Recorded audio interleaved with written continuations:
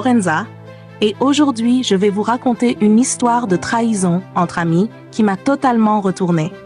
Mais avant de continuer, je vous prie d'appuyer sur le plus, de liker, de commenter et de partager cette histoire parce que ce que vous allez entendre, c'est du lourd. Alors j'ai un ami qui n'a pas eu une jeunesse facile. Il a fait plusieurs séjours en prison à cause de ses mauvaises décisions. Aujourd'hui, il a dépassé la trentaine et s'est rangé.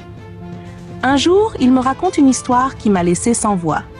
Un ami à lui, qu'il considérait comme un frère, l'a trahi de la pire des façons. Tout commence quand son soi-disant ami l'appelle pour aller manger à Paris. Il n'avait pas trop envie de sortir, mais il accepte. Il monte dans la voiture et à un moment, il voit la police les suivre. Le conducteur, son pote, fait un délit de fuite. Ce que mon ami ignorait, c'est que la voiture était pleine de substances illicites.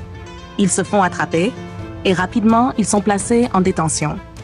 Mon ami, ayant un casier judiciaire lourd, est directement soupçonné d'être le cerveau de l'opération. Pendant qu'il est en prison, son ami, celui qui conduisait, sort avant lui. Il lui envoie des recharges de crédit, des vêtements, comme pour se racheter. Ça lui paraissait bizarre et il a commencé à se poser des questions. Il demande alors à son avocat de récupérer les procès-verbaux. Et c'est là que tout bascule. Il découvre que son frère avait menti dans sa déclaration, disant que c'était mon ami qui était à la tête de toute l'affaire, alors que lui ne faisait que conduire. À cause de ça, mon pote a pris 2 ans de prison ferme. Quand il est sorti, il a cherché cet ami partout, mais il avait déménagé. Les années ont passé, et par hasard, ils se sont revus quelques fois lors de deuil, mais rien n'a changé. Aujourd'hui, mon ami a laissé Dieu et le karma s'en occuper. Il a refait sa vie, est devenu papa et a un poste à responsabilité. Mais au fond de lui, il sait très bien ce que son ancien frère lui a fait. Une trahison pure et simple.